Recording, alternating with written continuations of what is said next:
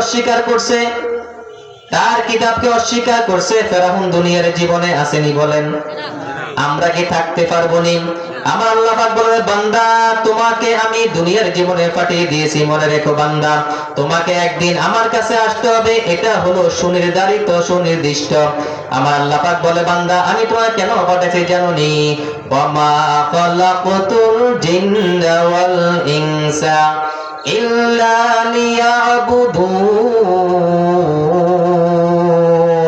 মা খালাকতুল জিন্না ওয়াল ইনসি বাকা জুজ ইবাদত নিসবে মাকসুদ আজজাহা। আমার আল্লাহ পাক বলে, রে গোলাম দুনিয়ার জীবনে তোমাকে কেন পাঠাইছি জানো নি রে গোলাম? আমি একমাত্র আল্লাহ পাকের গোলামি করবা, তোমাকে কি দিমু জানোনি?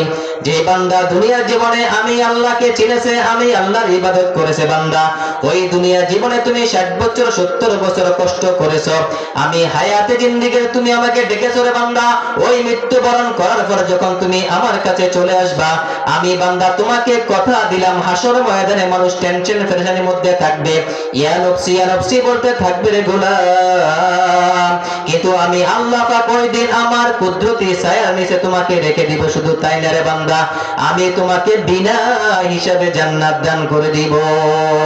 রব্বি আল্লাহ লা ইলাহা গায়রুহু ওয়া নবিহি মুহাম্মদ মুস্তাফাহু দীনিয়াল ইসলাম দীনু মাওকাহু আরজুকু ফরানান আফওয়ান ইনদাহু। আমার আল্লাহ বলে, রে গোলাম ওই দুনিয়ার জীবনে তুমি যদি শীতকালের মধ্যে যদি তুমি শেষ রাত্রে উঠে তুমি যদি সুন্দর করে ওযু বানিয়ে তাহাজ্জুদের নামাজে দাঁড়িয়ে যাও, আমি আল্লাহ ওই বান্দা জানো নি আমি ফেরেশতাদেরকে বলি, ও আমার ফেরেশতারা, আমার বান্দা শীতকালে শেষ রাতে উঠছে আমি আল্লাহকে ডাকার জন্য, ও বান্দা ও আমার ফেরেশতারা সাক্ষী থাকো, যে বান্দা শেষ রাতে উঠে সিজদা করতেছে, বান্দা যদিও দেখা যাইতেছে দুনিয়ার জীবনে মাটির মধ্যে নামাজের মুসল্লা সিজদা করতেছে, ও আমার ফেরেশতারা লিখে দাও আমার বান্দা মাটির মধ্যে সিজদা করতেছে না রে ফেরেশতা, আমার বান্দা সরাসরি